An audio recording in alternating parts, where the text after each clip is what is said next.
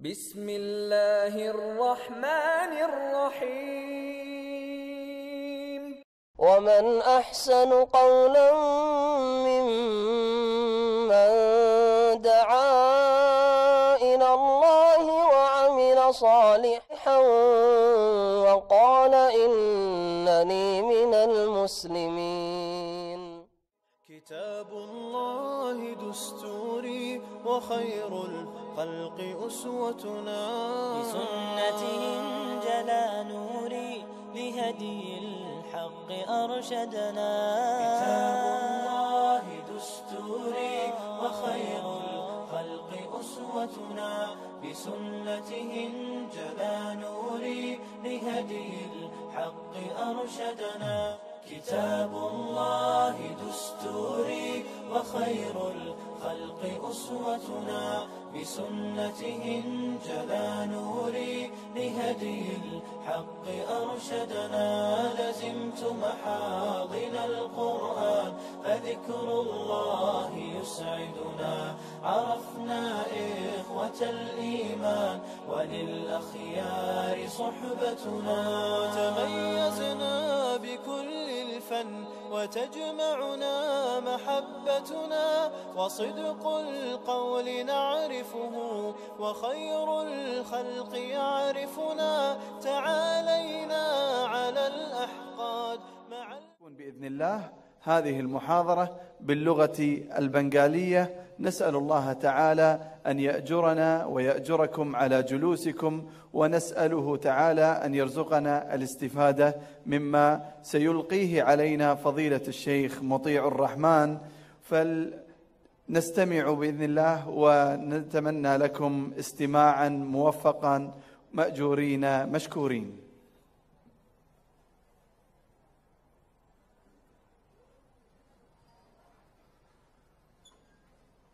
السلام عليكم ورحمة الله وبركاته. إن الحمد لله نحمده ونستعينه ونستغفره ونعوذ بالله من شرور أنفسنا ومن سيئات أعمالنا. من يهده الله فلا مضل له ومن يضلل فلا هادي له. وأشهد أن لا إله إلا الله وحده لا شريك له، وأشهد أن محمدا عبده ورسوله صلى الله تعالى عليه وعلى آله وصحبه وسلم تسليما كثيرا. يا أيها الذين آمنوا اتقوا الله حق تقاته ولا تموتن إلا وأنتم مسلمون. يا أيها الناس اتقوا ربكم الذي خلقكم من نفس واحدة وخلق منها زوجها وبث منهما رجالا كثيرا ونساء. واتقوا الله الذي تساءلون به والأرحام إن الله كان عليكم رقيبا. يا أيها الذين آمنوا اتقوا الله وقولوا قولا سديدا يصلح لكم أعمالكم ويغفر لكم ذنوبكم، ومن يطع الله ورسوله فقد فاز فوزا عظيما. أما بعد، فإن خير الحديث كتاب الله وخير الهدي هدي محمد صلى الله عليه وسلم، وشر الأمور محدثاتها وكل محدثة بدعة وكل بدعة ضلالة وكل ضلالة في النار. أعوذ بالله من الشيطان الرجيم. بسم الله الرحمن الرحيم. قل إن كنتم تحبون الله فاتبعوني يحببكم الله ويغفر لكم ذنوبكم والله غفور رحيم. সম্মানিত দিনী ভাতৃমণ্ডলী, পর্দার আড়ালের মা এবং বোনেরা, আল্লাহ পাক রব্বুল আলমিনের প্রশংসা। আল্লাহ পাক রব্বুল আলমিন সবচেয়ে বেশি সুন্দর করে তিনি শিখিয়েছেন, যা সূরায়ে আল ফাতিহাতে রয়েছে। তারপরে আল্লাহ পাক রব্বুল আলমিনের প্রশংসা গুণগান পেশ করা সবচাইতে ভালো করে করেছেন সৈয়দুল মুরসালিন খাতামুন নবীন মুহাম্মদুর রাসূলুল্লাহ সাল্লাল্লাহু আলাইহি ওয়াসাল্লাম, যা তার সুন্নতি খুতবাতুল হাজাতে রয়েছে, যা আজকের মাহফিলের শুরুতে পেশ করেছি। তারপরে সালাত ও সালাম প্রিয় নবী মুহাম্মদুর রাসূলুল্লাহ সাল্লাল্লাহু আলাইহি ওয়াসাল্লামের ওপর, যেটি হচ্ছে নবী করিম সাল্লাল্লাহু আলাইহি ওয়াসাল্লামের একটি গুরুত্বপূর্ণ হক, যার উপকারিতা সীমাহীন রয়েছে। নবী মুহাম্মদ রাসূলুল্লাহ সাল্লাল্লাহু আলাইহি ওয়াসাল্লাম বলেছেন, মান সাল্লা আলাইয়া সালাতান ওয়াহিদা সাল্লাল্লাহু আলাইহি বিহা আশারা। যে ব্যক্তি আমার উপর একবার সালাত পেশ করবে, দরুদ পেশ করবে, তার উপর আল্লাহ পাক তার বিনিময়ে 10 গুণ রহমত বর্ষণ করবেন। এ হচ্ছে নবী করিম সাল্লাল্লাহু আলাইহি সাল্লামের উপর দরুদ ও সালাম পেশ করার ফজিলত, যেটা সুন্নতি তরিকায় হইতে হবে, যেটা নবী করিম সাল্লাল্লাহু আলাইহি সাল্লামের পদ্ধতি অনুযায়ী হইতে হবে, নিজের খেয়াল খুশি যাতে করে না হয়, কারণ এটি হচ্ছে একটি গুরুত্বপূর্ণ ইবাদত।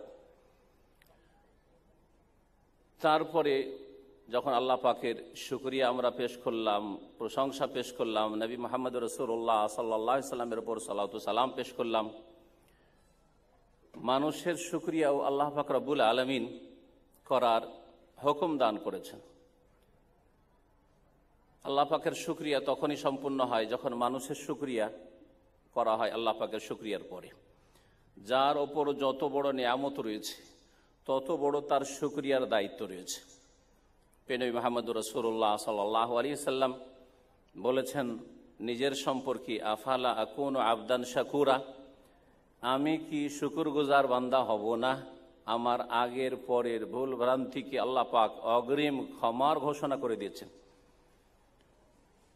এর ওপর কি আমার শুকরিয়া আদায় করা দায়িত্ব নেই? এই জন্যই নবী মুহাম্মদ রাসূলুল্লাহ সাল্লাল্লাহু আলাইহি সাল্লাম রাত্রের অধিকাংশ সময় তাহাজ্জুদে, ইবাদতে, সিজদায়, কিয়ামুল লাইলে কাটাতেন। পা ফুলে যেত, পা ফেটে যেত। নবী করিম সাল্লাল্লাহু আলাইহি সাল্লামকে যখন জিজ্ঞাসা করা হইল যে আপনি এত কষ্ট কেন করেন, তখন তার জবাবে এই কথাই বলেছিলেন যে আল্লাহ পাকের যখন নেয়ামত আমার ওপর সবচাইতে বড় রয়েছে, ওয়াকানা ফাদলুল্লাহি আলাইকা আযীমা, আল্লাহ পাকের অনুগ্রহ তোমার ওপর সবচাইতে বড় রয়েছে, তখন শুকরিয়া আদায় করাও আমার বড় দায়িত্ব রয়েছে। আফালা আকুনু আবদান শাকুরা। প্রিয় নবী মুহাম্মদ রাসূলুল্লাহ সাল্লাল্লাহু আলাইহি সাল্লাম বলেছেন, মাল্লাম ইয়াশকুরিন নাস লাম ইয়াশকুরিল্লাহ। যারা মানুষের শুকরিয়া করতে জানে না, মানুষের কৃতজ্ঞতা প্রকাশ করে না, মানুষের নুন খেয়ে গুণ গায় না, তারা আল্লাহ পাক রব্বুল আলামিনেরও গুণ গাইতে জানে না, আল্লাহ পাক রব্বুল আলামিনেরও হক আদায় করে না।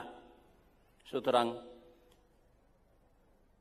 এখানে আমরা যে একত্রিত হওয়ার সুযোগ পেয়েছি আজকে এই মোবারক দিনে, জুমার দিনে, এশার সালাতের পরে, নিজের ভাষায়, যেই ভাষা এখানকার স্থানীয় মানুষরা বুঝে না, যে আমরা কি বলি আর কি শুনি, তারপরে আমাদেরকে যে অনুমতি দেওয়া হয়েছে বলার এবং শোনার, দেশে নিজের ভাষায় শুনছেন, বলছেন, সকলে বুঝছে আপনার কথা আমার কথা, কিন্তু এখানে বিদেশে, আরব দেশে নিজের ভাষায়, বিশেষ করে আল্লাহ রাব্বুল আলামিনের কথা, আল্লাহর দ্বীনের কথা, রাসূলুল্লাহ সাল্লাল্লাহু আলাইহি ওয়াসাল্লামের কথা, কোরআন সুন্নাহর কথা, সহিহ দ্বীনের কথা আলোচনার আল্লাহ পাক সুযোগ করে দিয়েছেন, যাদের মাধ্যমে তাদের শুকরিয়া আদায় করা আল্লাহ পাকের শুকরের উপর, আমাদের উপর একটি দায়িত্ব, যা করা উচিত।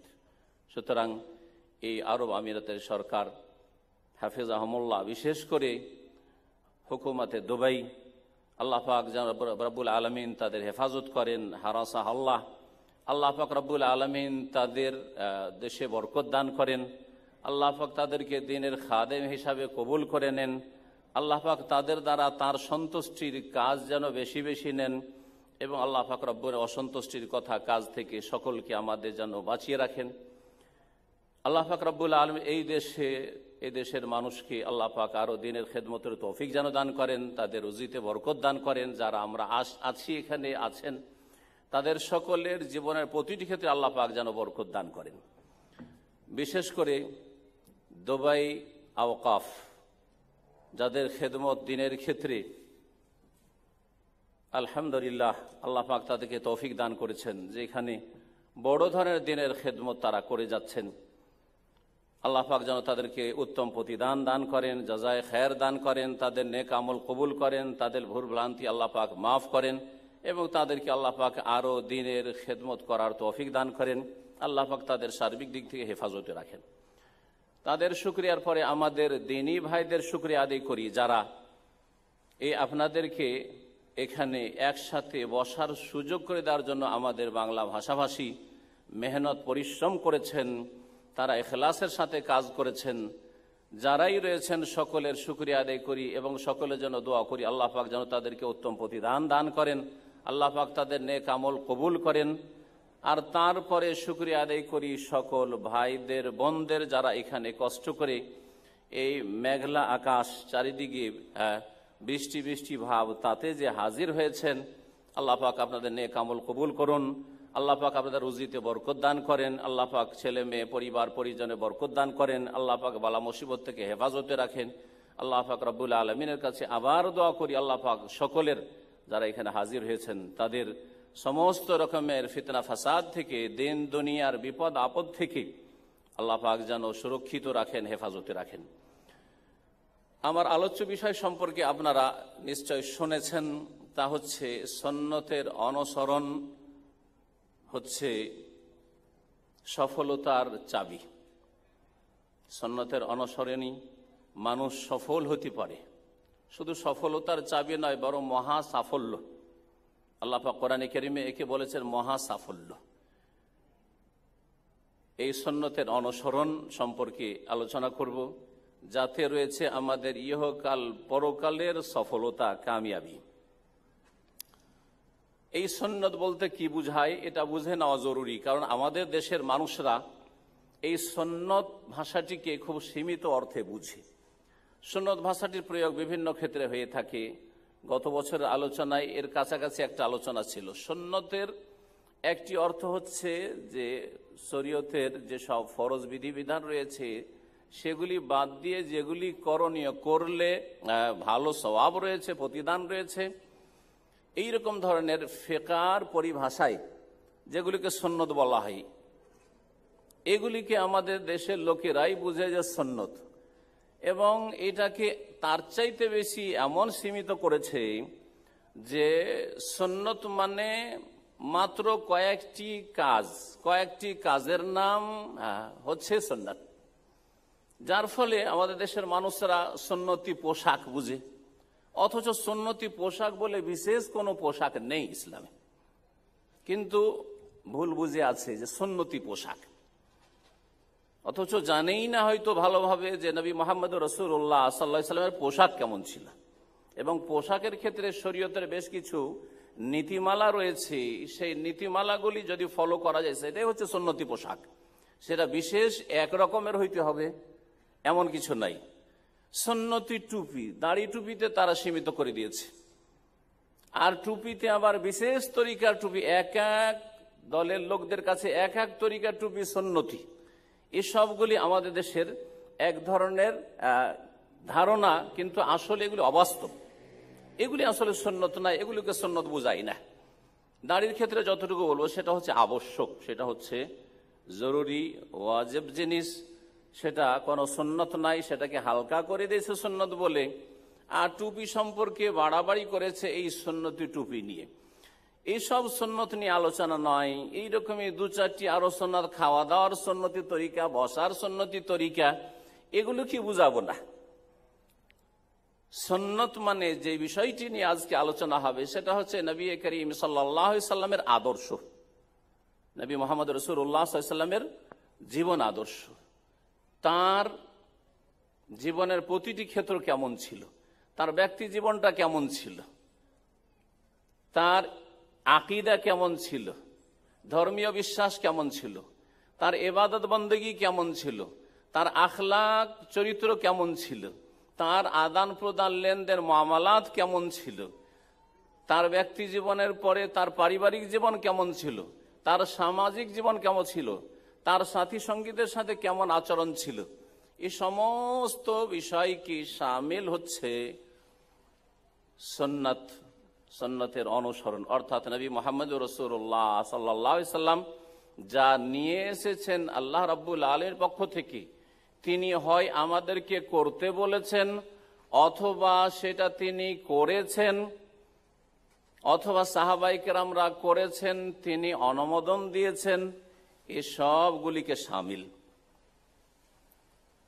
বৃষ্টি যখন আসে তখন প্রিয় নবী মুহাম্মদ রাসূলুল্লাহ সাল্লাল্লাহু আলাইহি ওয়াসাল্লাম দোয়া শিখিয়েছেন। বেশ কিছু দোয়া রয়েছে। বৃষ্টির প্রয়োজন রয়েছে তখন দোয়া রয়েছে এক রকমের, জি, বৃষ্টি হচ্ছে আর বৃষ্টি আপনার জন্য উপকারী, এখন প্রয়োজন, আল্লাহুম্মা সাইয়্যিবান নাফিয়া। কিন্তু যখন বৃষ্টি হচ্ছে আর বৃষ্টির প্রয়োজন নেই, বৃষ্টি এখন আপনার বিপরীত দিকে, এখন বৃষ্টি না হলেই ভালো, তখন নবী মুহাম্মদ রাসূলুল্লাহ সাল্লাল্লাহু আলাইহি ওয়াসাল্লামের সহিহ বুখারীতে হাদিস রয়েছে, দোয়া শিখে, ছোট্ট দোয়া, একটু পড়েন, আল্লাহুম্মা হাওয়া আলাইনা ওয়ালা আলাইনা, হে আল্লাহ আমাদের চারপাশে যেখানে প্রয়োজন রয়েছে বর্ষা বৃষ্টি সেখানে বর্ষা বৃষ্টি দাও, ওয়ালা আলাইনার আমাদের ওপরে তুমি বৃষ্টি দিও না। আল্লাহ পাক যেন আমাদের দোয়া কবুল করেন এবং আমাদের এই মাহফিলকে যেন সুন্দরভাবে সম্পন্ন করার আল্লাহ পাক তৌফিক দান করেন। রাসূলুল্লাহ সাল্লাল্লাহু আলাইহি সাল্লামের সুন্নতের গুরুত্ব। দ্বীন ইসলামে কোরআনে কারীম হচ্ছে প্রথম দ্বীন ইসলামের উৎস, যেখান থেকে আল্লাহর দ্বীনকে আপনাকে নিতে হবে। আল্লাহর দ্বীন একটি দিক হচ্ছে আকীদা, বিশ্বাস, একটি হচ্ছে ইবাদত বন্দেগী, একটি হচ্ছে আপনার আদান প্রদান, লেনদেন, ব্যবসা বাণিজ্য ইত্যাদি। এই সমস্ত কিছুকে শামিল কোরআনে কারীম থেকে নিতে হবে। আর তারপরে নিতে হবে রাসূলুল্লাহ সাল্লাল্লাহু আলাইহি সাল্লামের সুন্নাত থেকে বা হাদিস থেকে। তিনি যা বলেছেন, তিনি যা করেছেন, তিনি যে সবের স্বীকৃতি দান করেছেন, এগুলিকে নিতে হবে। নবী করিম সাল্লাল্লাহু আলাইহি সাল্লামের এখানে সুন্নাত বলতে কোরআন সুন্নাতে যা কিছুই রয়েছে এবং নবী মুহাম্মদ রাসূলুল্লাহ সাল্লাল্লাহু আলাইহি সাল্লাম যেই জীবন আদর্শের ওপর সাহাবায়ে কেরাম রাদিয়াল্লাহু তাআলা আনহু আজমাইনকে ছেড়ে গিয়েছেন, সেটাকে ফলো করা, সেটার অনুসরণ করা, সেটাকে মেনে চলা, এটি হচ্ছে সুন্নতের অনুসরণ। এই সুন্নতের অনুসরণ যদি করেন তাহলে পুরোপুরি আপনি দ্বীন ইসলামের অনুসরণ করলেন। এই দ্বীন ইসলাম সম্পর্কে যেটা হচ্ছে রাসূলুল্লাহ সাল্লাল্লাহু আলাইহি সাল্লামের আদর্শ সুন্নাহ, এই সুন্নাহ সম্পর্কে আলোচনা করব। এর গুরুত্ব সম্পর্কে একটি কথা বলে দেওয়াই যথেষ্ট যে নবী মুহাম্মদুর রাসূলুল্লাহ সাল্লাল্লাহু আলাইহি সাল্লামের আদর্শই হচ্ছে দ্বীন ইসলাম। এই আদর্শ ছাড়া অন্য কোন পন্থা দিয়ে আল্লাহর সন্তুষ্টি পাওয়া যেতে পারে না। এই আদর্শ ছাড়া আর অন্য কোন তরিকা দিয়ে জান্নাত পাওয়া যেতে পারে না। এই আদর্শ ছাড়া অন্য কোন রাস্তা দিয়ে ইহকাল পরকালের কল্যাণ হতে পারে না, জীবনে যে কোনো ক্ষেত্রে হোক না কেন। এ হচ্ছে সুন্নাতে রাসূলুল্লাহর অনুসরণ করা। সুতরাং আল্লাহ পাক রব্বুল কোরআন কারীমে ইরশাদ করেছেন, ওয়ামান ইয়াবতাগি গায়রাল ইসলামে দীনান ফালা ইউকবালা মিন, ইসলাম ছাড়া অন্য কোন পন্থা যদি কেউ তলাশ করে, সন্ধান করে, ফালা ইউকবালা মিন, কখনো তার পক্ষ থেকে সেটা কবুল করা হবে না, কখনো আল্লাহ গ্রহণ করবেন না। ওয়া হুয়া ফিল আখিরাতি মিনাল খাসিরিন, এবং সে পরকালে ক্ষতিগ্রস্তদের দলে শামিল হবে। আল্লাহ পাক রব্বুল আলামিন তাহলে সেই পন্থাটি কবুল করবেন না যেটা তারা ইসলাম ছাড়া, যেটা নবী সাল্লাল্লাহু আলাইহি সাল্লাম নিয়ে এসেছেন, যেই মতের ওপর ছেড়েছেন, সেটা ছাড়া অন্য কোনো পন্থা যদি অবলম্বন করে, আর সে হবে ক্ষতিগ্রস্তদের দল শামিল। ক্ষতিগ্রস্ত একমাত্র ওরা যারা জান্নাত থেকে বঞ্চিত হবে। যারা জান্নাত হাসিল করবে তারা হচ্ছে সফল কাম। আল্লাহ পাক রব্বুল আলামিন এই জন্য বলেছেন যে কুল্লু নাফসিন যায়িকাতুল মউত, প্রত্যেককে মৃত্যুর স্বাদ গ্রহণ করতেই হবে। ফামান যুহজিহা আনিন নারি ওয়া উদখিলাল জান্নাতা ফাকাদ ফাজ, তারপরে মওতের পরে যারা জাহান্নাম থেকে রক্ষা পেয়ে গেল, ওয়া উদখিলাল জান্নাত, আর জান্নাতে তাদেরকে দাখিল করানো হইল, ফাকাদ ফাজ, তারাই সফল কাম হয়ে গেল। এ হচ্ছে দ্বীন ইসলাম, যেটাকে অন্য ভাষায় বলা যায় যে রাসূলুল্লাহ সাল্লাল্লাহু আলাইহি সাল্লামের নিয়ে আসা আদর্শ। আল্লাহ রাব্বুল আলামিন সূরা নূরের আয়াত নম্বর 54-তে ইরশাদ করেছেন যে নবী মুহাম্মদুর রাসূলুল্লাহ সাল্লাল্লাহু আলাইহি সাল্লামের আদর্শ মেনে চলাই হচ্ছে সঠিক পথের অনুসরণ করা, আর এই সঠিক পথের উপর প্রতিষ্ঠিত থাকলেই তার গন্তব্য স্থান হচ্ছে জান্নাত। মহান আল্লাহ তার একটা ছোট্ট অংশ বলছেন, ওয়াইন তুতিউহু তাহতাদু, তোমরা যদি নবী মুহাম্মদুর রাসূলুল্লাহ সাল্লাল্লাহু আলাইহি সাল্লামের আনুগত্য করো, তাকে মেনে চলো জীবনের প্রতিটি ক্ষেত্রে, তাহলে ক্ষেত্র বললাম যে আপনাকে আকীদার ক্ষেত্রে, দ্বীনের বিশ্বাসের ক্ষেত্রে এমন কিছু বিশ্বাস করবেন না যার প্রমাণ আপনি নবী মুহাম্মদুর রাসূলুল্লাহ সাল্লাল্লাহু আলাইহি ওয়াসাল্লাম, তার খোলাফায়ে রাশিদিন রাদিয়াল্লাহু তাআলা আজমাইন থেকে দিতে পারবেন না। এমন কিছু বিশ্বাস করবেন না যার প্রমাণ কোরআন সুন্নায় নেই, কোরআন এবং হাদিসে নেই। এমন কোন ইবাদত করবেন না যার প্রমাণ কোরআন এবং হাদিসে নেই। ওয়াইন তুতিউহু তাহতাদু, যদি তোমরা মেনে চলো নবী মুহাম্মদুর রাসূলুল্লাহ সাল্লাল্লাহু আলাইহি সাল্লামকে, তার মতাদর্শকে, তার সুন্নাহকে, তাহতাদু, তাহলে সঠিক রাস্তা প্রাপ্ত হবে। আল্লাহ রাব্বুল আলামিন কোরআন কারীমের 3টি জায়গায় যে আয়াতগুলি রয়েছে তাকওয়া সম্পর্কে, ওই আয়াতগুলি খুতবাতুল হাজাতে নবী মুহাম্মদুর রাসূলুল্লাহ সাল্লাল্লাহু আলাইহি সাল্লাম পড়তেন। সূরা আলে ইমরানের আয়াত 102, সূরায়ে আপনার নিসার প্রথম, তারপরে সূরা আহজাবের আয়াত নম্বর 70-71। সূরা আহজাবের আয়াত নম্বর 71 দেখেন, তাতে আল্লাহ পাক কি বলেছেন? ওমান ইউতিইল্লাহ ওয়া রাসূলাহু ফাকাদ ফাযা ফাওজান আযীমা, যারা আল্লাহকে মানলো এবং রাসূলুল্লাহ সাল্লাল্লাহু আলাইহি সাল্লামকে মানলো, রাসূলুল্লাহ সাল্লাল্লাহু আলাইহি ওয়াসাল্লাম আনুগত্য করলো, তারা মহা সাফল্য অর্জন করলো। শুধু সফলতা নয়, বরং ফওজান আযীম, আল্লাহ পাক বলছেন মহা সফলতা অর্জন করলো। তাহলে কামিয়াবি একমাত্র রয়েছে, সফলতা একমাত্র রয়েছে নবী মুহাম্মদুর রাসূলুল্লাহ সাল্লাল্লাহু আলাইহি সাল্লামকে মানাই, তার আদর্শ মোতাবেক জীবন গড়াই। মহান আল্লাহ সূরা নিসার আয়াত নম্বর 13-তে আরো ইরশাদ করেছেন যে তিলকা হুদুদুল্লাহ, আল্লাহ পাক রব্বুল আলামিন হালাল হারাম করণীয় বর্জনীয় কিছু বর্ণনা করে দেওয়ার পরে বলছেন এই হচ্ছে আল্লাহ রব্বুল আলামিনের পক্ষ থেকে নির্ধারিত সীমারেখা, বর্ডার। ওমান ইউতিইল্লাহ ওয়া রাসূলাহ, সুতরাং আল্লাহ এবং রাসূলকে মেনে যারা এই বর্ডারের খেয়াল রাখবে এবং বর্ডার ক্রস করবে না, বাইরে যারা চলে যাবে না আল্লাহ পাক রব্বুল আলামিনের এই সীমানার, ইউদখিলহু জান্নাতিন তাজরি মিন তাহতিহাল আনহার, তাদেরকে আল্লাহ পাক এমন জান্নাত সমূহে প্রবিষ্ট করবেন যার নিম্নদেশ দিয়ে নহর সমূহ প্রবাহিত রয়েছে। খালিদিনা ফিহা, সেখানে তারা চিরকাল বসবাস করবে। ওয়া যালিকাল ফাওজুল আযীম, আর এটি হচ্ছে মহা সাফল্য। আল্লাহ পাক তাহলে বেশ কিছু আয়াতে একে বড় সফলতা বলে আখ্যায়িত করেছেন, সেটা হচ্ছে নবী মুহাম্মদুর রাসূলুল্লাহ সাল্লাল্লাহু আলাইহি সাল্লামকে মেনে চলা। সূরা নূরের আয়াত নম্বর 52-তে এইরকম আল্লাহ পাক ইরশাদ করেছেন, ওমান ইউতিইল্লাহা ওয়া রাসূলাহু ওয়া ইয়াখশাল্লাহা ওয়া ইয়াত্তাকি ফাউলাইকা হুমুল ফায়েজুন, যারা আল্লাহকে মানলো আর রাসূল সাল্লাল্লাহু আলাইহি সাল্লামকে মানলো, আল্লাহকে ভয় করলো এবং যারা সংযত পাপমুক্ত জীবন গড়ার চেষ্টা করলো, আল্লাহকে ভয় করে আল্লাহর ভয়ে তারা আল্লাহর আদেশগুলি পালন করলো এবং আল্লাহ রাব্বুল আলামিনের ভয়ে তারা পাপাচার থেকে বেঁচে থাকলো, ফাউলাইকা হুমুল ফায়েজুন, তারাই হচ্ছে সফল কাম।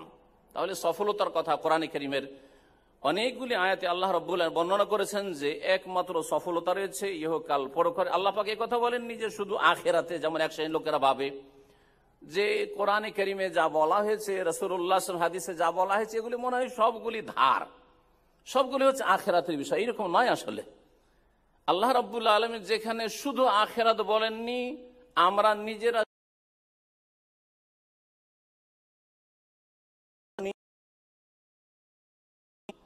এবং এর বাস্তব প্রমাণ রয়েছে, বাস্তব দলিল রয়েছে নবী করিম সাল্লাল্লাহু আলাইহি ওয়াসাল্লামের জীবনীতে, তার সাহাবায়ে কেরামদের জীবনীতে, খোলাফায়ে রাশিদের জীবনীতে, সালাফে সালেহিনদের জীবনীতে, আইম্মায়ে কেরামদের জীবনীতে। যারা আল্লাহর দ্বীনকে মেনে চলেছে তাদেরকে আল্লাহ পাক ইহকালেও সম্মানিত করেছেন এবং পরকালেও তাদেরকে সম্মানিত করেছেন এবং করবেন। আল্লাহ রাব্বুল আলামিনের কাছে নবী মুহাম্মদুর রাসূলুল্লাহ সাল্লাল্লাহু আলাইহি ওয়াসাল্লামের সুন্নাহ অনুযায়ী জীবন গড়ার যে কত গুরুত্ব রয়েছে, মহান আল্লাহ ইরশাদ করেন সূরা নিসার আয়াত নম্বর 80-তে, মান ইউতিইর রাসূলা ফাকাদ আতা আল্লাহ, যারা রাসূলকে মানলো তারা আল্লাহকে মানলো। তাহলে আল্লাহকে মানার জন্য আপনার উপর ফরজ হচ্ছে আগে রাসূলকে মানতে হবে সাল্লাল্লাহু আলাইহি ওয়াসাল্লাম। রাসূল সাল্লাল্লাহু আলাইহি ওয়াসাল্লামকে যদি না মানেন কোনো ক্ষেত্রে, আর আপনি বলেন যে আমি আল্লাহকে মানি মানে কোরআনের কথা মানি, কোরআনের কথা শুধু আল্লাহর কথা নয়, বরং হাদিসের কথাগুলি নবী করিম সাল্লাল্লাহু আলাইহি ওয়াসাল্লাম যা করেছেন, যা বলেছেন, যা ছেড়ে গেছেন তিনি দ্বীন হিসাবে, সবগুলি হচ্ছে আল্লাহ পাকের বিধান। এটা সবসময় মনে রাখতে হবে। মান ইউতিইর রাসূলা ফাকাদ আতা আল্লাহ, যারা রাসূলুল্লাহ সাল্লাল্লাহু আলাইহি ওয়াসাল্লামকে মানলো, তার আনুগত্য করলো, তারা আল্লাহর আনুগত্য করলো। ওমান তাওয়াল্লা, আর কেউ যদি বিমুখ হয়ে যায় যে আমি রসুলের এটা মানবো না ওইটা মানবো না, যেমন এক শ্রেণীর লোকের আমাদের সমাজে রয়েছে, যদি বলেন যে এটা রাসূলুল্লাহ সাল্লাল্লাহু আলাইহি ওয়াসাল্লামের সুন্নাহ, তখন বলছেন যে এটা যখন সুন্নাত তাহলে গুরুত্ব কম, ফরজ না সুন্নাত। হাজী সাহেবরা হজ করতে আসে, আসার পরে জিজ্ঞাসা করে যে মেনায় অবস্থান করা, মেনায় রাত কাটানো ওয়াজিব না সুন্নাত, মুজদালিফায় রাত কাটানো ওয়াজিব না সুন্নাত। তার মানে ওদের সুন্নত বলে দিলে আর সেখানে থাকার প্রয়োজন মনে করবে না, বা সেই কাজগুলি করার প্রয়োজন মনে করবে না। এইরকম যদি হয় তাহলে এই আয়াত থেকে তাদেরকে শিক্ষা নেওয়া উচিত। মাইয়তি রাসূল ফাকাদ আতা আল্লাহ, যারা রাসূল সাল্লাল্লাহু আলাইহি ওয়াসাল্লামকে মানলো তারাই আল্লাহকে মানলো। ওমান তাওয়াল্লা, আর কেউ যদি রাসূলুল্লাহ সাল্লাল্লাহু আলাইহি ওয়াসাল্লামের আনুগত্য থেকে ফিরে যায়, যে এটা যেহেতু রাসূল থেকে প্রমাণিত কোরআনে নেই সেজন্য এটার গুরুত্ব কম, অথবা এটা ফরজ নয় যখন সুন্নাহ তখন এটার গুরুত্ব কম, তাহলে আল্লাহ বলছে ফামা আরসালনাকা আলাইহিম হাফিজা, তাদের রক্ষক হিসাবে তোমাকে পাঠানো হয়নি, তার হিসাব আমি নেব। সুতরাং নবী মুহাম্মদ রাসূলুল্লাহ সাল্লাল্লাহু আলাইহি ওয়াসাল্লাম থেকে যা প্রমাণিত তা যথাসাধ্য মেনে চলার চেষ্টা করতে হবে। ফাত্তাকুল্লাহ মাস্তাতাতুম, আল্লাহ পাক সূরা তাগাবনে বলছেন যথাসাধ্য যতটুকু পারো আল্লাহকে ভয় করে দিন পালন করো, মেনে চলো। এইরকমই মনে রাখবেন যে যারা রাসূলুল্লাহ সাল্লাল্লাহু আলাইহি ওয়াসাল্লামকে মানলো তারা মুমিন মুসলিম হওয়ার পরিচয় দিল, আর যারা রাসূলুল্লাহ সাল্লাল্লাহু আলাইহি ওয়াসাল্লামের আনুগত্য থেকে অনুসরণ থেকে বিমুখ হলো তারা কুফরিতে নিমজ্জিত হইল। সূরা আনফালের শুরুতে আল্লাহ পাক বলছেন প্রথম আয়াতে, ওয়া আতিউল্লাহ ওয়া রাসূলাহ ইন কুনতুম মুমিনিন, তোমরা আল্লাহ এবং রসুলকে মানো, আল্লাহ এবং তার রসুল সাল্লাল্লাহু আলাইহি ওয়াসাল্লামকে মানো, ইন কুনতুম মুমিনিন, যদি তোমরা ঈমানদার হও, মুমিন হও। এইরকম সূরা আলে ইমরান আয়াত নম্বর 32 আল্লাহ পাক ইরশাদ, কুল আতিউল্লাহ ওয়ার রাসূল, হে নবী তুমি বলে দাও মানুষকে যে তোমরা আল্লাহকেও মানো আর রসুলকেও মানো। ফাইন তাওয়াল্লাও, তারপরে তারা যদি ফিরে যায়, না মানে তোমাকে, তোমার কথা না মানে, ফাইন্নাল্লাহ লা ইউহিব্বুল কাফিরিন, তাহলে কাফেরদেরকে আল্লাহ পাক ভালোবাসেন না, কাফেরদেরকে আল্লাহ পাক ঘৃণা করেন। তাহলে বোঝা গেল যারা আল্লাহকে মানবে না বা রসুলকে মানবে না, দুটোর ক্ষেত্রে অথবা একটির ক্ষেত্রে আল্লাহ পাক তাদের বলছেন যে ফাইন্নাল্লাহ লা ইউহিব্বুল কাফিরিন, আল্লাহকে ভয় করা উচিত। মনে রাখবেন যে আমাদের যত ইবাদত বন্দেগী আমরা করছি বা যত আমল করছি ব্যাপক অর্থে, সমস্ত আমল কবুল হওয়া নির্ভরশীল দুটো শর্তের ওপর। একটি শর্ত হচ্ছে যে একমাত্র মহান আল্লাহ রব্বুল আলামিনের জন্য সেই কাজটি হইতে হবে, তৌহিদ এবং ইখলাসের ভিত্তিতে হইতে হবে। যদি তৌহিদে ভেজাল থাকে, তৌহিদের জায়গায় শিরক থাকে, ইখলাসের জায়গায় যদি দুনিয়ার গরজ থাকে, উদ্দেশ্য থাকে, কাউকে খুশি করার জন্য, কারো চাপে, কারো লজ্জায় ইত্যাদি, তাহলে সেই আমল কবুল হবে না, ইখলাস তৌহিদ পরিপন্থী আমল কবুল হবে না। দ্বিতীয় শর্ত হচ্ছে যে একমাত্র সাইয়্যিদুল মুরসালিন খাতামুন নবীন মুহাম্মদুর রাসূলুল্লাহ সাল্লাল্লাহু আলাইহি ওয়াসাল্লামের তরিকা অনুযায়ী সেই কাজটি হইতে হবে। সুতরাং আমাদের দেশের মানুষরা বিভিন্ন ক্ষেত্রে ইবাদত বন্দেগী করে, কিন্তু এর পরোয়া করে না যে এটা নবীর তরিকায় করলাম না আমাদের বুজরুগদের তরিকায় করলাম। যেমন জিকির করে আমাদের দেশের মানুষরা আরবদের চাইতে বেশি জিকির করে, কিন্তু প্রশ্ন হচ্ছে এই জিকির কি কবুল হচ্ছে? জিকিরটা তো আপনার ইবাদত, জিকিরটা তো আপনার নেক আমল। নেক আমল কবুল হওয়ার জন্য এক আল্লাহর জন্য হইতে হবে আর এক রাসূলের তরিকায় হইতে হবে, দ্বিতীয় কারো তরিকায় যেন না হয়। জিকির করছেন সম্মিলিত জিকির, রাসূলুল্লাহ সাল্লাল্লাহু তরিকা নাই। জিকির করছেন বিদআতি জিকির, অসম্পূর্ণ বাক্যের জিকির, রাসূলুল্লাহ সাল্লাল্লাহু আলাইহি ওয়াসাল্লাম তরিকা নাই। দুরূদ পড়া, সালাত এবং সালাম পাঠ করা ইবাদত। সুতরাং এক আল্লাহর জন্য হইতে হবে এবং এক রাসূলের তরিকায় হইতে হবে। দুরুদ পড়ছেন বানানো দুরুদ, গদ বাঁধা দুরুদ, যা কোনো হাদিসেও নেই। দুরুদ পড়ছেন সম্মিলিত, একসাথে মহব্বতের সাথে জিকির, মহব্বতের সাথে দুরুদ, এই সব পড়ছেন। খতম রয়েছে আমাদের দেশে, খতম। এক ভাই আজকে বলছে যে আমাদের তাহলিল খতম, মানে লা ইলাহা ইল্লাল্লাহর খতম। বলে খতম কত করলে খতম হয়? মানে একবার লা ইলাহা বললেই তো খতম হয়ে গেল। লা ইলাহা ইল্লাল্লাহ একবার বলে একবার খতম, মানে একবার লা ইলাহা বলে ফেললাম, খতম মানে শেষ করা। বলছে না না, ১০০ লাখ হইতে হবে। যেমন খতমে ইউনুস বা খতমে তাহলিল, নতুন নাম শুনলাম আজকে খতমে তাহলিল। এলেম শিখার শেষ নাই, ভেজাল শিখারও শেষ নাই, আর হক শিখারও শেষ নাই। তো বললাম যে ঠিক আছে, 1.25 লাখ পড়লে খতম হইল, আর তার কম বেশি বা গণনা না করে এমনি পড়লাম খতম হইল না, এর দলিলটা কোথায় যে 1.25 লাখ পুরা করতে হবে তাহলে খতম হবে? তাহলে বোঝা গেল যে এই খতম নবী মুহাম্মদ রাসূলুল্লাহ সাল্লাল্লাহু আলাইহি ওয়াসাল্লামের সুন্নাহ নয়, সুতরাং কবুল হয় না, মুখে ছুঁড়ে দেওয়া হয়, বরং গুনাহ হয়। কুল্লু মুহদাসাতিন বিদআহ, প্রত্যেক নতুন কাজ যা দিনের নামে, ধর্মের নামে, ইসলামের নামে হয় সেগুলি হচ্ছে বিদআত। ওয়াকুল্লু বিদআতিন দালালা, আর প্রত্যেক বিদআত হচ্ছে ভ্রষ্টতা, গুমরাহি, রাস্তা জান্নাতের হারিয়ে ফেলা, সফলতার রাস্তা হারিয়ে ফেলা। ওয়াকুল্লু দালালাতিন ফিন্নার, এবং প্রত্যেক গুমরাহির পরিণাম হচ্ছে জাহান্নাম। মনে রাখবেন যে কোনো আমল কবুল হওয়ার ক্ষেত্রে শর্ত দ্বিতীয় হচ্ছে একমাত্র রাসূলুল্লাহ সাল্লাল্লাহু আলাইহি সাল্লামের তরিকায় সেই আমল হইতে হবে। আল্লাহ পাক যেন বুঝার তৌফিক দান করেন। অধিকাংশ মানুষ নামাজের ক্ষেত্রেও যা মুরব্বীদের কাছ থেকে শিখেছে, গদবাঁধা নিয়ত পড়বে।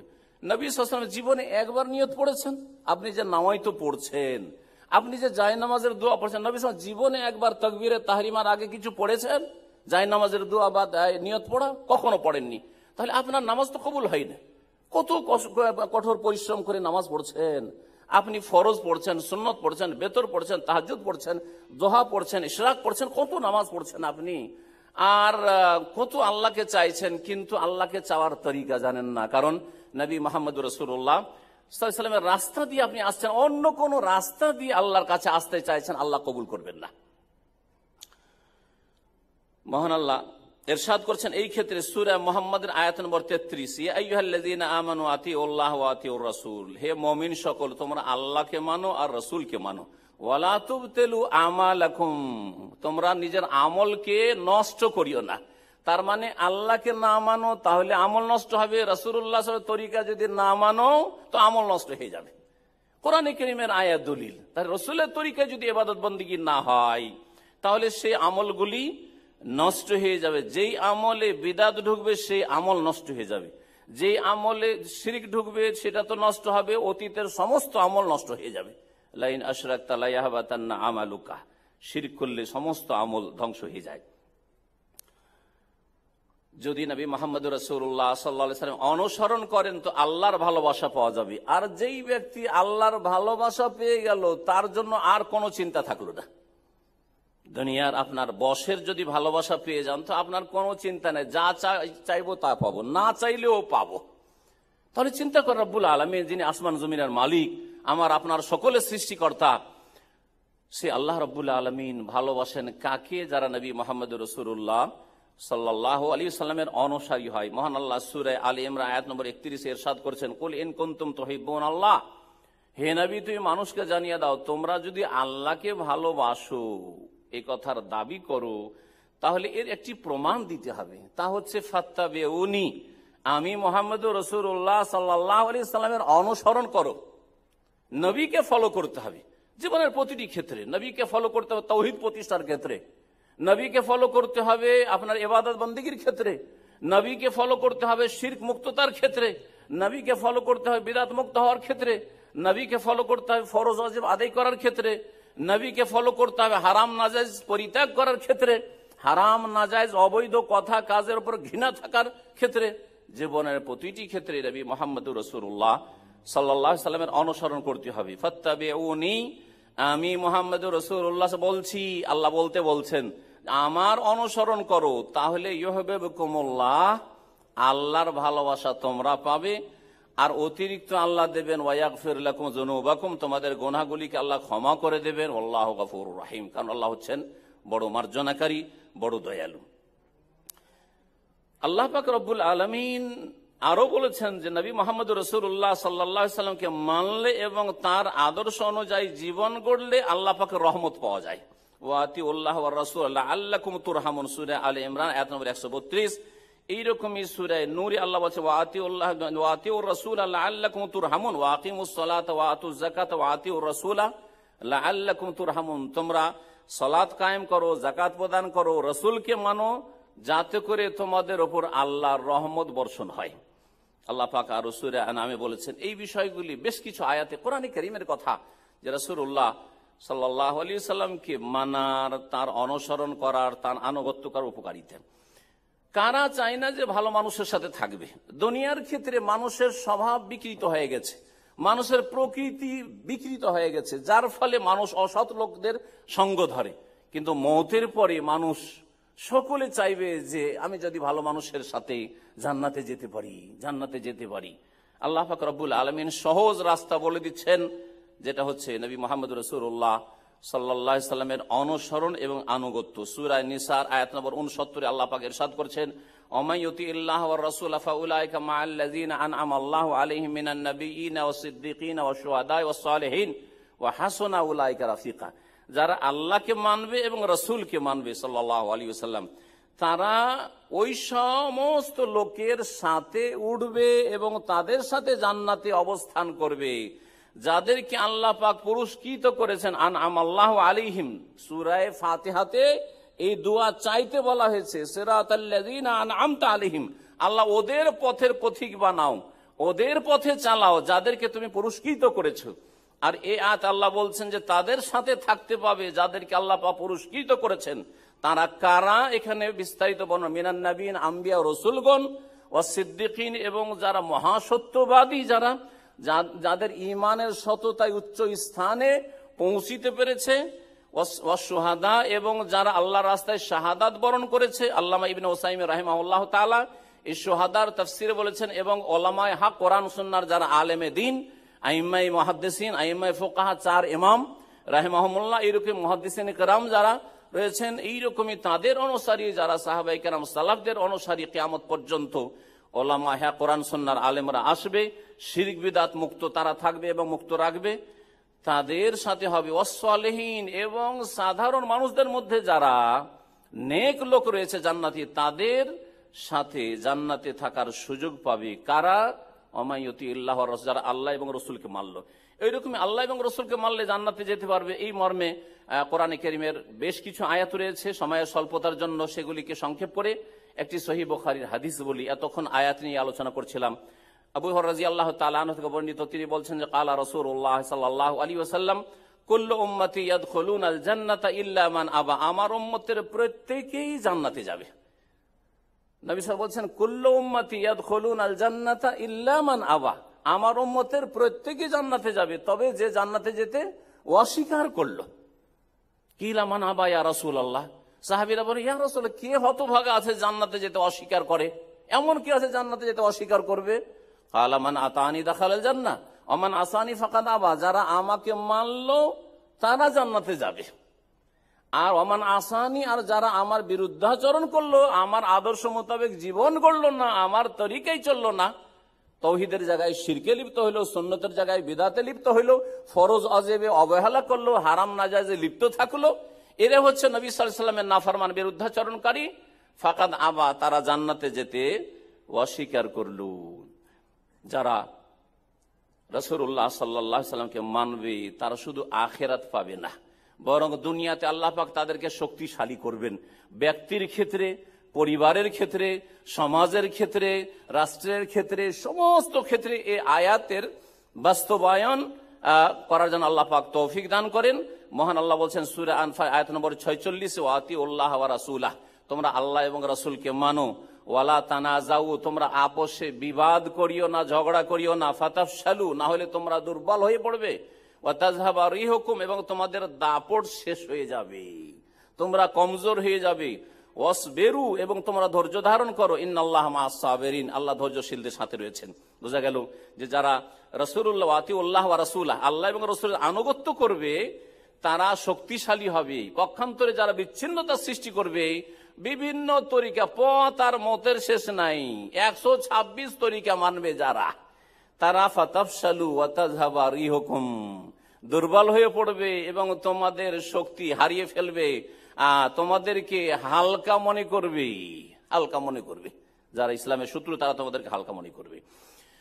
নবী করিম সাল্লাল্লাহু আলাইহি ওয়াসাল্লামের আনুগত্যের মাধ্যমে মুসলিম উম্মার ঐক্য আসতে পারে।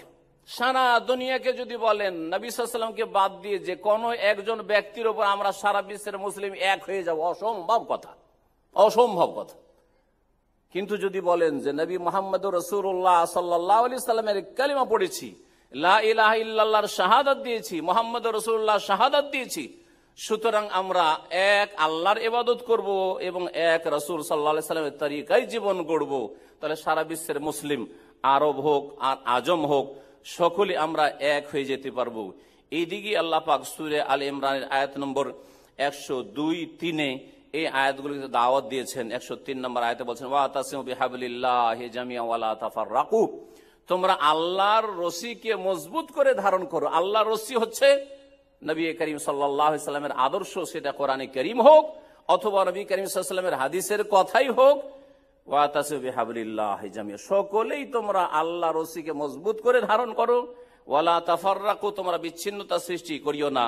ওয়াজকুরু নি'মাতাল্লাহি আলাইকুম, আর আল্লাহর নিয়ামতকে স্মরণ করো। ইয কুনতুম আদাআন, তোমরা পরস্পরের শত্রু ছিলে। আল্লাহ পাক এই আয়াতে ইঙ্গিত করেছেন মদিনার সমাজের দিকে। মদিনায় দুটো বংশ বাস করত যারা পৌত্তলিক ছিল, আওস এবং খাজরাজ, যাদের মাঝে এমন বিবাদ চলতো যে ওই বিবাদ থেকে এক যুদ্ধ শুরু হয়, যে যুদ্ধের নাম হচ্ছে বোয়াসের যুদ্ধ। সহিহ বুখারীতে এই যুদ্ধের নাম রয়েছে। বোয়াসের লড়াই নবী করিম সাল্লাল্লাহু আলাইহি ওয়াসাল্লামের হিজরতে 120 বছর আগে এই লড়াই শুরু হয়েছিল। নবী সাল্লাল্লাহু আলাইহি ওয়াসাল্লাম যখন হিজরত করে আসে 120 বছরে অলরেডি লড়াই করা হয়ে গেছে, আর হাজার হাজার মানুষ দুই গোত্র দুই বংশ থেকে ধ্বংস হয়ে গেছে, খুন হয়েছে, আর কত যে ক্ষয়ক্ষতি হয়েছে। আল্লাহ পাক সেদিকে ইঙ্গিত করে বলছেন যে তোমাদের এই দুই গোত্রকে কে একত্রিত করলো? একমাত্র আল্লাহ রাব্বুল আলামিনের রহমত এবং নবী মুহাম্মদ রাসূলুল্লাহ সাল্লাল্লাহু আলাইহি ওয়াসাল্লামের রিসালাত এবং তার আগমনের বরকত। ইয কুনতুম আদাআন, তোমরা পরস্পরের শত্রু ছিলে। ফাআল্লাফা বাইনা কুলুবিকুম, আল্লাহ পাক তোমাদের অন্তরকে জড়িয়ে দিলেন পরস্পরের সাথে। ফাআসবাহতুম বিনিমাতি ইখওয়ানা, সুতরাং তোমরা আল্লাহর রহমতে, আল্লাহর অনুগ্রহে ভাই ভাই হয়ে গেছো। আজকে যে আমাদের ভ্রাতৃত্ব, আরব হই আর অনারব হই, যে কোনো ভাষাভাষী হই, যে কোনো দেশবাসী হই না কেন, আমাদের সম্পর্ক হচ্ছে ইন্নামাল মুমিনুনা ইখওয়া। মুমিন, সূরা হুজরাত আল্লাহ পাক বলছেন মুমিনরা পরস্পরের ভাই বোন, এর ভিত্তিতে। আর এই ভ্রাতৃত্ব তখনই টিকে থাকবে, তখনই মজবুত থাকবে যখন একমাত্র মুহাম্মদুর রাসূলুল্লাহ সাল্লাল্লাহু আলাইহি সাল্লামের আদর্শের বাস্তবায়ন আমরা পুরোপুরি করব। আল্লাহ পাক রব্বুল আলামিন যেন আমাদেরকে তৌফিক দান করেন। আল্লাহ পাক আরো বলছেন যে ওয়াকুনতুম আলা শাফা হুফরাতিম মিনান নার, দেখো তোমরা তো জাহান্নামের কিনারায় চলে গেছিলে, জাহান্নামের কিনারায় পৌঁছে গিয়েছিলে, বরং তোমাদের পূর্বসূরি অনেকেই অবস্থায় লড়াই করে, কলহ বিবাদ করে, আর শিরক কুফরি আর পাপাচারে লিপ্ত হয়ে জুলুম অত্যাচার করে জাহান্নামে চলেই গেছে। ফাআনকাযাকুম মিনহা, অতঃপর আল্লাহ তোমাদেরকে জাহান্নাম থেকে উদ্ধার করে রক্ষা করলেন প্রিয় নবী মুহাম্মদ রাসূলুল্লাহ সাল্লাল্লাহু আলাইহি সাল্লামের আগমনের মাধ্যমে। আল্লাহ পাক যেন এই বিষয়টি বুঝার তৌফিক দান করেন এবং আমাদেরকে রাসূলুল্লাহ সাল্লাল্লাহু আলাইহি সাল্লামের সুন্নাহর অনুসরণের ভিত্তিতে, তাওহীদের ভিত্তিতে ঐক্য গড়ার তৌফিক দান করেন। এর সাথে সাথে আর দু একটি হাদিস শোনাই, আর তারপরে আমার আলোচনা শেষ করব। হাদিস বড় লম্বা রয়েছে। হুনাইনের যুদ্ধ হইল 8ম হিজরিতে, মক্কা বিজয়ের পরে পরেই হুনাইনের যুদ্ধ হইল। হুনাইনের যুদ্ধে যথেষ্ট গনিমতের ধন সম্পদ নবী মুহাম্মদ রাসূলুল্লাহ সাল্লাল্লাহু আলাইহি সাল্লাম পেয়েছিলেন। তারপরে সেই গনিমতের ধন সম্পদগুলি আনসারদেরকে না দিয়ে আর মুহাজিরদেরকে না দিয়ে, যারা নিউ মুসলিম ছিল, নতুন নতুন মক্কা বিজয়ের সাথে ইসলাম কালকে ইসলাম গ্রহণ করেছে, তাদেরকে সব ধন সম্পদ দিয়ে দিলেন নবী সাল্লাল্লাহু আলাইহি সাল্লাম। যাদের বড় বড় খেদমত রয়েছিল ইসলামের, যারা বদর ওহদে হাজির হয়েছে, যারা খন্দকে হাজির হয়েছে, তাদেরকে দিলেন না। মনে মনে আনসারীরা একটু কষ্ট ফিল করলেন যে আমাদেরকে দেওয়া হলো না, এটা কেমন হইল। মুহাম্মদ রাসূলুল্লাহ সাল্লাল্লাহু আলাইহি ওয়াসাল্লামের কানে এই খবর পৌঁছিল যে একটু যেন তারা মন খারাপ করছেন যে আমাদেরকে কেন দেওয়া হইল না। বলছেন যে ফাকামা রাসূলুল্লাহ সাল্লাল্লাহু আলাইহি ওয়াসাল্লাম ফাখাতাবাহু ফাহামিদাল্লাহ ওয়া আসনা আলাইহি। তারপরে নবী মুহাম্মদ রাসূলুল্লাহ সাল্লাল্লাহু আলাইহি ওয়াসাল্লাম সাহাবায়ে কেরামদেরকে একত্রিত করলেন এবং তাদের মাঝে বক্তব্য রাখলেন। খুতবা দেওয়া মানে বক্তব্য, খুতবা দেওয়া মানে আরবিতে পাঠ করা নয়। ফাখাতাবাহুম, নবী সাল্লাল্লাহু আলাইহি ওয়াসাল্লাম তাদেরকে সম্বোধন করলেন, খেতাব করলেন, অ্যাড্রেস করলেন। জি, তো খুতবা মানে আরবিতে জুমার খুতবা, অথচ বাংলাদেশ ভারত খুতবা মানে যায় না, ঈদের খুতবা হচ্ছে আরবিতে, আর দেশের মানুষ কিছুই ইসলাম বুঝলো না। এইভাবে দিন ইসলাম শিক্ষা থেকে যে কি বঞ্চিত রাখছে মুসলিম সমাজকে এক শ্রেণীর লোকেরা আল্লাহ পাক যেন বুঝার তৌফিক দান করেন। দেখেন হাদিসে এসেছে ফাখাতাবাহুম, নবী সাল্লাল্লাহু আলাইহি ওয়াসাল্লাম তাদের ভাষায় খুতবা দিলেন। শুধু খুতবা হইতে হবে যেই ভাষার সম্বোধন বুঝে, খুতবা মানে খেতাব সম্বোধন করা। আল্লাহর প্রশংসা করলেন, গুণগান করলেন। তারপরে বলছেন মাকাল ইয়া মাশার আল আনসার, হে আনসারী লোকেরা, আনসারের জামাত শোনো, আলাম আজিদকুম দুল্লালান, আমি জানতে পেরেছি তোমরা মনে মনে একটু কষ্ট পেয়েছে যে তোমরা কিছু পেলে না। কি তোমাদেরকে কি রাস্তাহারা পাইনি, দিশেহারা পাইনি? তোমরা কি গুমরাহিতে ছিলে না? ফাহাদাকুমুল্লাহু বি, আল্লাহ পাক আমার মাধ্যমে তোমাদেরকে জান্নাতের রাস্তা দেখালেন, সুখের রাস্তা দেখালেন, ঈমান ইসলামের তৌহিদের রাস্তা দেখালেন। ফাহাদাকুমুল্লাহু বি ওয়া আলাতান ফাগানাকুমুল্লাহু বি, তোমরা কি অভাবী ছিলে না? তোমাদের অবস্থা কি শোচনীয় ছিল না? অতঃপর আল্লাহ তোমাদেরকে অভাব মুক্ত করেছেন, যথেষ্ট আল্লাহ পাক নিয়ামত দান করেছেন তোমাদেরকে। তারপরে বলছেন নবী সাল্লাল্লাহু আলাইহি ওয়া মুতাফাররিকিনা ফাজামাআকুমুল্লাহু বি, এবং তোমরা কি ছিন্ন ভিন্ন ছিলে না? তোমাদের মাঝে মারামারি, কাটাকাটি, কলহ বিবাদের শেষ ছিল না, এইরকম কি পরিস্থিতি ছিল না? তোমাদেরকে আল্লাহ পাক আমার মাধ্যমে একত্রিত করেছেন, ঐক্য গড়ার তৌফিক দান করেছেন। সবগুলির নাম আর আওস খাজরাজের লড়াই থাকলো না, আর বোয়াসের জাহিলিয়াতের যুদ্ধ থাকলো না, আর আপোষের যেসব জাতীয়তা থাকে সেসব জাতীয়তার পচা সড়া গন্ধ থাকলো না, বরং সকলকে মুসলিম আনসার বলে আখ্যায়িত করলেন। কোরআনে কারীম আল্লাহ পাক বললেন লিল ফুকারাইল মুহাজিরিন আল্লাযিনা উখরিজু মিন দিয়ারিহিম, মুহাজিরিনদের কথা আল্লাহ বললেন, তারপরে আনসারদের কথা বললেন, ওয়াসাবিকুন আল-আউয়ালুনা মিনাল মুহাজিরিন ওয়াল আনসার। কোরআনে কারীমের একাধিক আয়াত আল্লাহ পাক মুহাজিরিন আনসারদের কথা বর্ণনা করেছেন। আনসার সকলে ইসলামের সাহায্যকারী বলে আল্লাহ পাকের পক্ষ থেকে উপাধি পেলেন। প্রিয় মুহাম্মদ রাসূলুল্লাহ সাল্লাল্লাহু আলাইহি ওয়াসাল্লাম এখানে তাহলে যে বিষয় লক্ষণীয় সেটা বলেছেন, আল্লাহ পাক তোমাদেরকে আমার মাধ্যমে একত্রিত করলেন। মনে রাখবেন যে নবী মুহাম্মদ রাসূলুল্লাহ সাল্লাল্লাহু আলাইহি ওয়াসাল্লামের অনুসরণ করলে দুনিয়াও সুখী হবে, আখিরাত সুখী হবে। হাউজে কাউসারের পানি পাওয়া যাবে। আল্লাহ পাক রব্বুল আলামিন যেন আমাদেরকে হাউজে কাউসারের পানি দান করেন। আল্লাহ পাক রব্বুল দুনিয়া আখিরাতের যেন সার্বিক কল্যাণ দান করেন। আল্লাহ পাক আমাদের গুনাহ খাতা যেন মাফ করে দেন। আল্লাহ পাক রব্বুল আলামিনের কাছে দোয়া করি, আল্লাহ পাক রব্বুল আলামিন যেন আমাদেরকে শিরক থেকে, বিদআত থেকে, গুমরাহি থেকে, পাপাচার থেকে বেঁচে থাকার তৌফিক দান করেন। বিশেষ করে ভাইদের সাথে বোনদেরকে বলবো যে আল্লাহ পাক আপনাদেরকে দ্বীনের হেফাজতের তৌফিক দান করেন, 5 ওয়াক্ত সালাতের হেফাজতের তৌফিক দান করেন, শিরক বিদআত থেকে বেঁচে থাকার আল্লাহ পাক তৌফিক দান করেন। আল্লাহ পাক আমাদের সকলে যেন কল্যাণ করেন। বর্ষা বৃষ্টি আর আমাদেরকে আগে বাড়ার